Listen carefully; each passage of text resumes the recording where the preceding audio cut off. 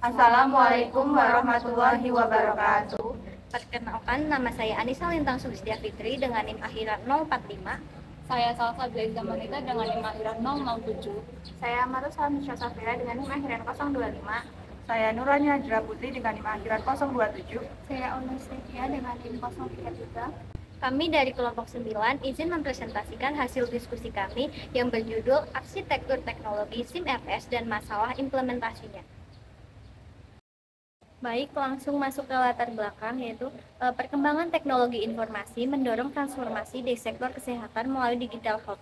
Salah satunya dengan penerapan sistem informasi manajemen rumah sakit atau SIM-RS. SIM-RS ini bertujuan untuk meningkatkan efisiensi pelayanan kesehatan, kualitas perawatan pasien, dan manajemen data pasien.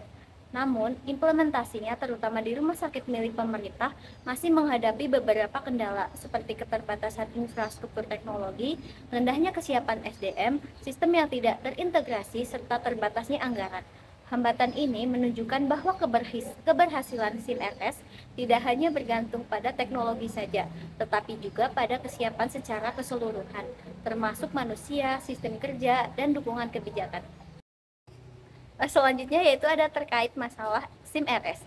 Permasalahan utama implementasi SIM-RS terbagi dalam dua kategori, yaitu yang pertama masalah infrastruktur teknologi, terdiri dari perangkat keras terbatas dan jaringan belum stabil. Kemudian ada sistem keamanan data masih lemah, integrasi antar sistem atau subsistem belum optimal, sehingga menimbulkan duplikasi data dan sinkronisasi terganggu. Kemudian yang terakhir ada kompatibilitas sistem rendah, sehingga dapat memperlambat proses pelayanan.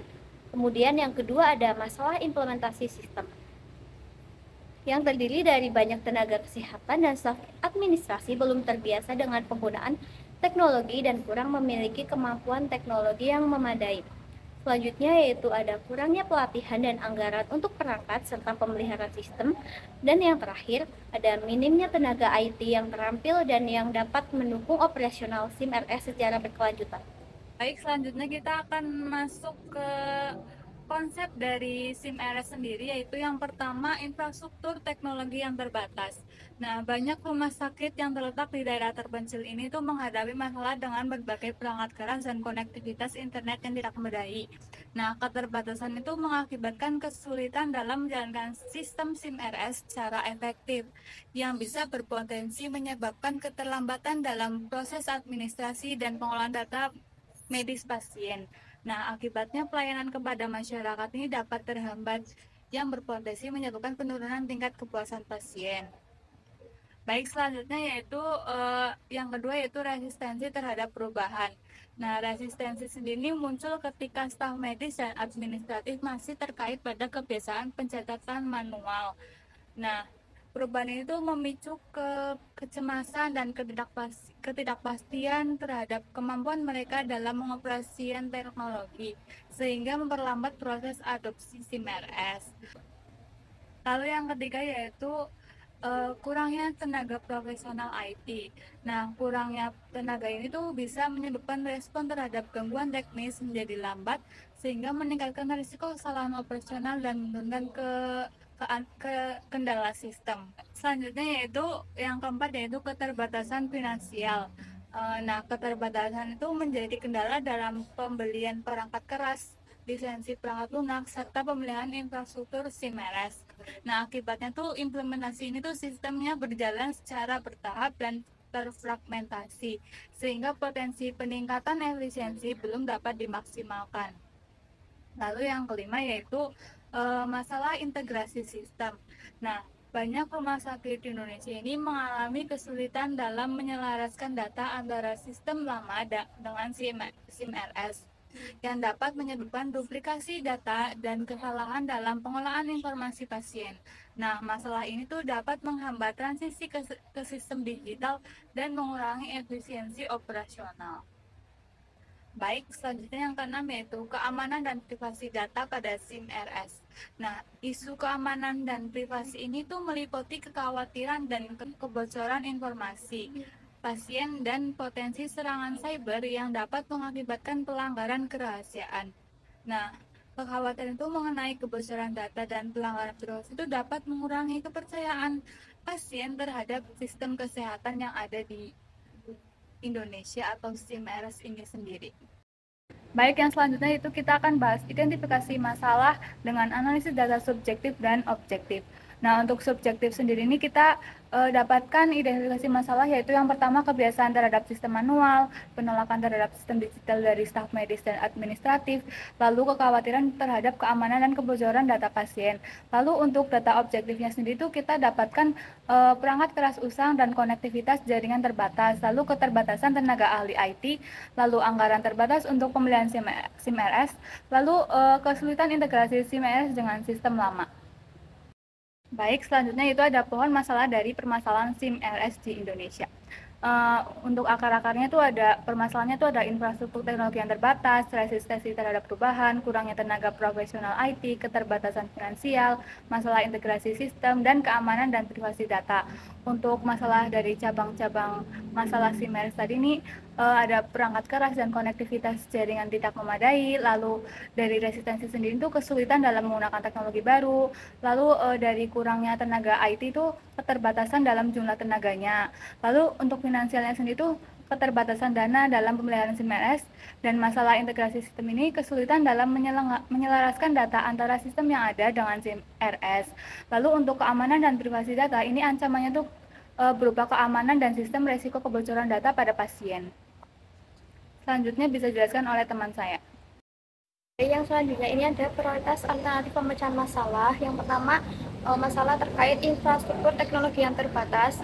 Pemecahan masalah ini dilakukan dengan pengembangan jaringan fiber optik, kemudian peningkatan kapasitas bandwidth, kemudian pengadaan perangkat keras seperti server, komputer, dan jaringan lokal melalui kolaborasi dengan penyedia layanan teknologi dan memanfaatkan dana alokasi khusus dari pemerintah pusat untuk kesehatan digital. Kemudian selanjutnya ini ada resistensi terhadap perubahan, di mana rumah sakit harus menyediakan pelatihan intensif secara rutin dan berkelanjutan serta memberikan pemahaman kepada staf rumah sakit mengenai keuntungan jangka panjang dari sistem digital seperti kemudian akses informasi pasien dan percepatan proses administrasi. Kemudian terdapat kurangnya tenaga profesional IT, di mana rumah sakit ini harus berkolaborasi dengan perguruan tinggi dalam mengembangkan program magang bagi mahasiswa. Kemudian terdapat pelatihan bersertifikat dan penempatan tenaga IT yang berkualitas. Kemudian pemerintah memberikan program beasiswa atau pelatihan yang berfokus pada kompetensi untuk menghasilkan SDM yang berkualitas. Next. Kemudian yang selanjutnya ini ada keterbatasan finansial, di mana rumah sakit ini menciptakan kemitraan strategis bersama sektor swasta dan lembaga pemerintah mencangkup skema pembiayaan bersama, bantuan teknologi hingga program tanggung jawab sosial perusahaan dari perusahaan di bidang teknologi.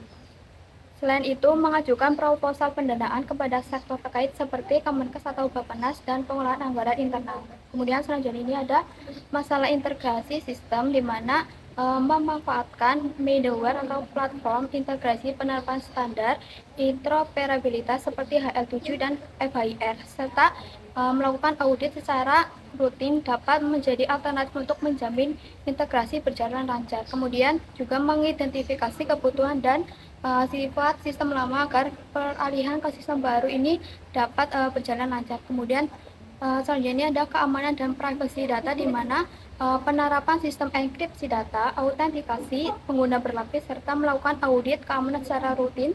Kemudian juga kebijakan perlindungan data juga mulai dikembangkan dengan mengacu pada regulasi nasional seperti Undang-Undang Perlindungan Data Pribadi dan prinsip tata kelola teknologi informasi yang baik, agar nantinya tidak ada masalah terkait kebocoran data dari pasien. Next. Baik, selanjutnya itu ada analisis kesenjangan berdasarkan kajian literatur. Yang pertama itu ada dari aspek manusia atau human. Di sini itu ada masih banyaknya tenaga medis dan staf administrasi belum mampu mengoperasikan SIM-RS secara optimal. Meskipun sudah ada pelatihan, tetapi efektivitas pelatihan yang rendah karena kurangnya keberlanjutan, durasi pelatihan yang singkat, serta ketidaksesuaian dengan kebutuhan operasional. Selain itu, resistensi terhadap perubahan teknologi juga menjadi hambatan, terutama bagi tenaga kesehatan yang masih terbiasa dalam proses manual. Next. Yang kedua itu ada aspek organisasi. Kesenjangan muncul akibat lemahnya dukungan manajemen rumah sakit. Masih banyak rumah sakit yang belum menjalankan implementasi SIM-RS. sebagai prioritas strategis sehingga alokasi sumber daya seperti SDM, waktu, dan dana terbatas.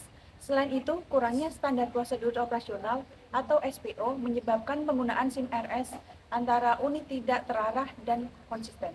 Serta pengawasan dan evaluasi yang kurang optimal juga menyebabkan masalah di lapangan sering tidak ditemukan bahkan tidak segera ditindaklanjuti. Next.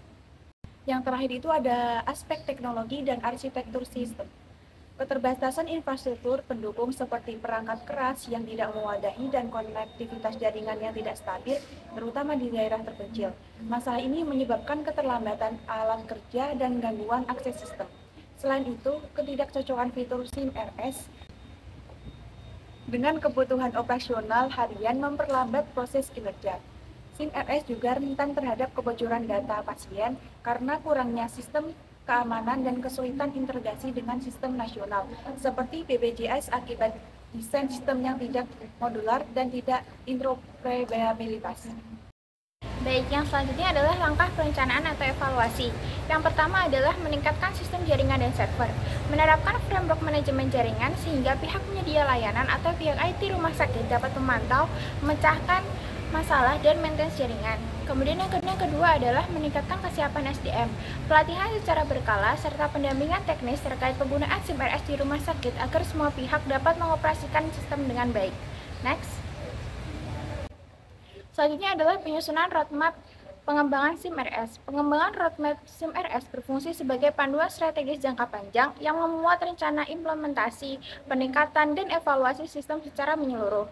Kemudian perancangan arsitektur enterprise dalam pengembangan SIM RS. Dengan perancangan arsitektur enterprise dapat menjadi inovasi bagi rumah sakit untuk mengembangkan teknologi untuk menunjang proses pelayanan rumah sakit sehingga lebih efisien. Dan yang terakhir adalah evaluasi kepatuhan sistem terhadap regulasi. Evaluasi mencakup struktur organisasi, komitmen SDM terhadap SOP, serta kecukupan anggaran infrastruktur dan teknologi sesuai dengan regulasi.